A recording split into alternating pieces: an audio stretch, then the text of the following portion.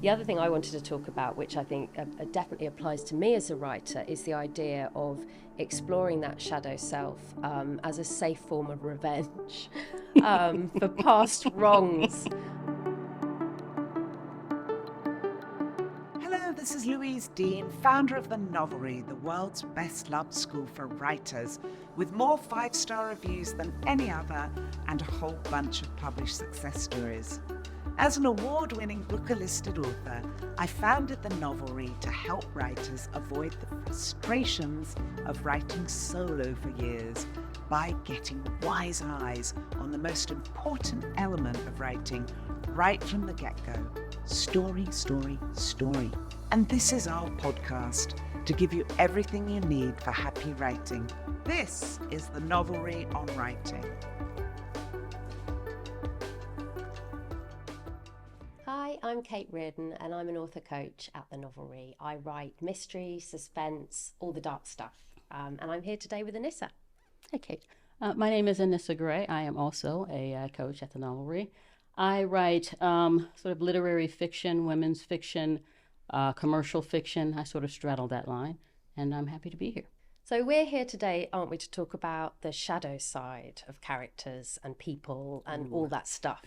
And I think the idea is that actually we all have a dark side. Yeah. And we might be in denial about it, but it's there and it lurks there. And I think books with that layer, and particularly in the kind of stuff we're writing where we really want to get under the skin of our characters, it's a really fun exercise, I think, as a writer when you're planning and you're getting to know your characters to work out what that secret shadow side is. Yeah. So we'll run through a few tips here. One of my first tips to sort of find that shadow side in your character is to first look inside yourself and then, because this is fiction, amplify it. The shadow self is a very real concept psychologically. It's this sort of darker side of yourself. We all sort of have this person we aspire to be, but that's often in conflict with this darker side of ourselves, and it can create conflict in ourselves. So one of the things I do when I'm creating a character, when I want to create a really nuanced, layered character, I start with myself and some of my own darker impulses. In my first novel, The Care and Feeding of Ravenously Hungry Girls, I wrote a character who had an eating disorder. So I gave her sort of that part of myself. But for her, I amplified it. And we want that amplification. Yeah. And that, all our characters should be pushed and pushed. Yeah. I was thinking about Yellowface and how, yes. Such a talking point amongst writers and publishing generally, because, who hasn't been horribly jealous of another writer who seems to be getting more attention than them and seems to have this perfect life on Instagram where they just always look gorgeous and they're always kind of eating a croissant while they're writing while you're at home, like in your pajamas and you haven't washed. And I think that idea of stealing someone's manuscript is sort of the dark side of just reading a book and admiring it and thinking, I wish I'd written that. And you push that and you get Yellowface and you get proper stealing a manuscript from somebody who's just died in front of you. We push them to do the thing most of us wouldn't do. Yeah. So absolutely. And that's the amplification process in that in that part of the writing. I love what you say about digging inside you. And I've done the same, and sometimes it's quite subconscious. I realized I had a chat with my mum recently because we were laughing about the fact that I write horrible mothers. And I always write horrible mothers. And my mother is not horrible. I have a really good relationship with her. It's complex because I think female relationships are complex.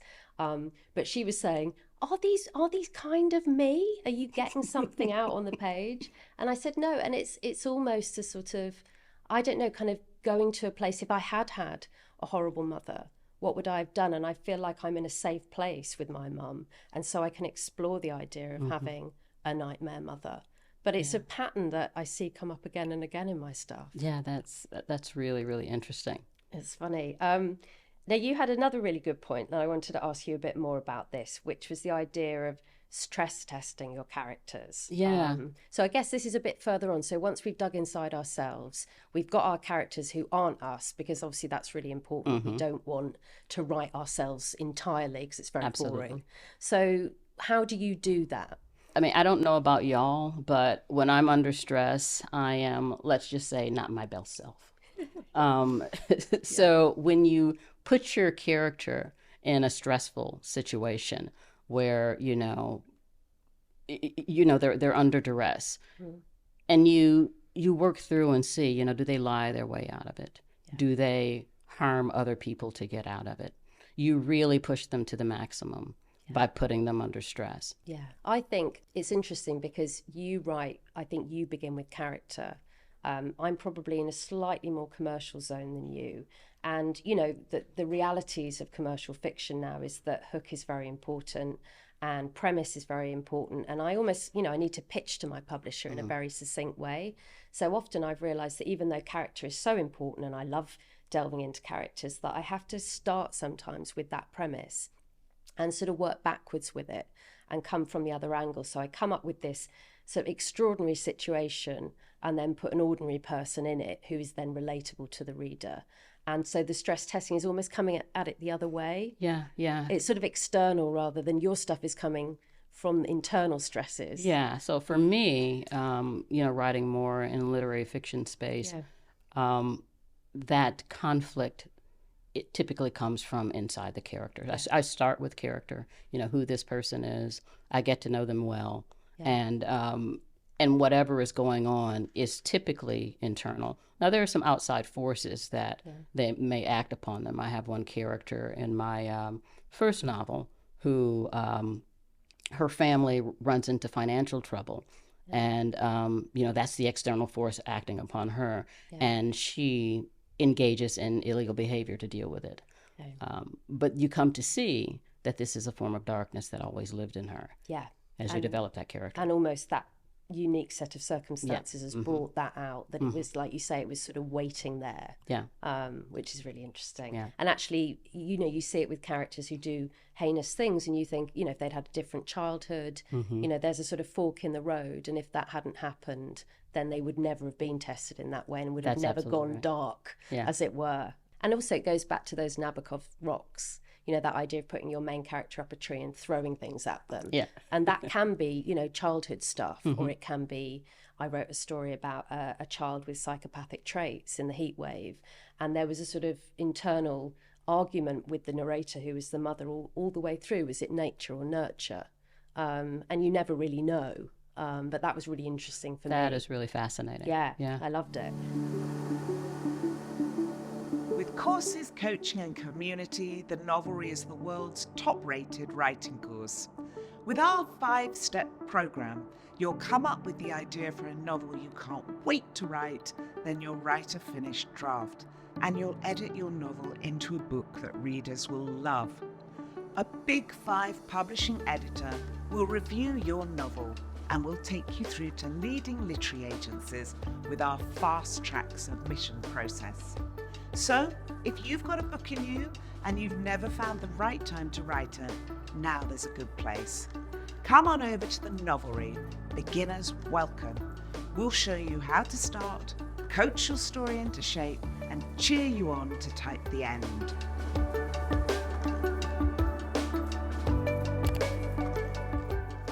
Let's talk about some great examples, because a really good tip, actually, if you're trying to do this in your own book, and we use this a lot in the Novelry, and I think it's so helpful to use other people's books, people who've done it well, the kind of books that we read and think, I want to write like that.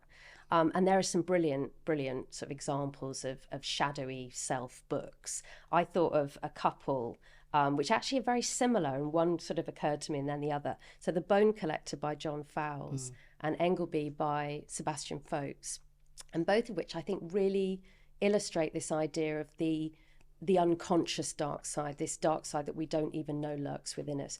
Both these men do awful things and contort themselves throughout the book to not tell you they've done them. So in The Bone Collector, he kidnaps a woman and he really believes, or he tells himself, that she will come round and she will fall for him, but he's keeping her captive. And in Engleby, I mean, this is a spoiler coming up, but he talks very obliquely about a woman he knew at university who goes missing. And then he talks about him and his childhood and all this other stuff. And we find out at the end that she went missing because he murdered her. And it doesn't come round till the end that he almost admits that. He never really admits it. He just gets arrested. And we're like, oh, wow. Is there anything that's really inspired you in that way? One of my favorite books is The Girls by Emma Cline. Yeah. And so in that book, we have a young girl, a teenage girl. And I'm going to just back up and say, it is really important to make sure you fully understand your character's motivations, because those motivations push them, through the novel, and, they help the reader understand exactly what it is that motivates them. So in this novel, this teenage girl, she is motivated by the things we all want: love, acceptance, belonging, all benign things. But she goes after them in a way where we see her dark side really come to the fore. She ends up stealing, lying, and engaging in really, really disturbing behavior. So I love that book because it takes something that's quite benign, something that, has meaning for all of us, and it pushes this character, to the edge. To the edge. And I mean, TV, I think, is very good for this, showing these. And again, that kind of a hitherto ordinary person who something happens to, and then they kind of flip. And again, it's that idea of what was lurking there all along. And you came up with a great example earlier. Yeah, the great Walter White in Breaking Bad, mild-mannered chemistry teacher, going about his life. He gets a diagnosis and he needs money. So this is an external force acting upon him, drawing out an incredibly dark side. And, with a character like that, there was really an opportunity to plumb the depths of darkness. And, we ended up with one of the more interesting and intriguing characters on television, and it made me, when you were speaking earlier, think about that point of sort of, where does this come from? And if this hadn't happened, would he have just gone along and been, a normal human being? Probably he would. But it's also, I think, what's really clever about that premise is he's got nothing to lose. So you've got those external factors, like you say, but I think that's always a good thing to think of. What can I put in my book to make this character think it doesn't matter? Like, everything's sort of lost anyway. So I can do what I like. And I think it'd be very interesting if we were given truth serum, what we might do in that situation. If, there was 10 minutes left in the world before it, blew up, what would we do, maybe? The other thing I wanted to talk about, which I think definitely applies to me as a writer, is the idea of exploring that shadow self as a safe form of revenge for past wrongs. And I've definitely done this. I wrote a book called Summer Fever, where I've got flashbacks in there which take place at the university I attended. And I lifted that setting, and I went there in the late 90s. And there was a particular sort of vibe there, and I won't bore you all with the details, but it was a very weird time where actually, lads' mags and women were really objectified in a way that, is much less acceptable now. And, I don't think, I'm not that old, but actually things have moved away from that very fast. And I used that for my main character is in so much denial about a boyfriend that she had in the past at this university, who treated her really badly and tried to coerce her into sort of doing things that she didn't want to do, who treated her like she was worthless. But she's decided to remember him as the one that got away and have a romantic memory of him. And so this weird denial, and that's, I think, really interesting for the reader. Hopefully, I don't mean necessarily in my book, but as a setup where the reader knows that this was a bad situation and the main character can't quite see it. And there's real suspense in that gap, I think. Oh, I love that. Yeah. Kind of writing where the reader, you're in there and you're worried about your character. and they can't quite see it. They can't see it, and you can see them going down this path. And in this book, you know, she starts having an affair 20 years on with this guy, and of course he's still a total shit, basically. And you know, actually, the reader's like, God, please, you've got a really nice husband, what are you doing? So it's that road to destruction. And I feel as though, you know, what happened to her in the past did not happen to me, but there were elements and hints of it and near misses. And I think that was really cathartic for me. So actually plumbing those depths that are inside all of us can be really helpful and get anger out, I think. Yeah, and again, to your point, it didn't happen exactly to you that way. No. It's amplifying it. Yeah. You know, taking those experiences and making them really a story that can hold a reader and intrigue. Yeah, and sort of put it at a remove from yourself. Yeah. I think that can be very, very therapeutic in a strange way. So this has been really interesting. I think I could talk all day about this. Thank you so much for joining me. Thank you so much. I absolutely enjoyed it, and you know, we can talk later in the cab. We'll carry on. I'll tell you some more safe Avengers I've got up my sleeve. Goodbye, everyone. Goodbye. Thank you for joining us today.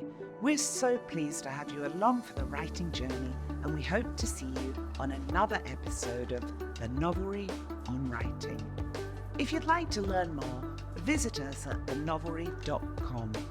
From first draft to finished manuscript, at The Novelry you'll enjoy one-to-one coaching from best-selling authors, live writing classes with award-winning authors and literary agents, and you'll work with a publishing editor all the way for submission to literary agents toward a publishing deal. All writers learn from other writers, even the greats. Write your novel in good company. Join us at The Novelry. We'll show you how to start, coax your story into shape, cheer you on to type the end.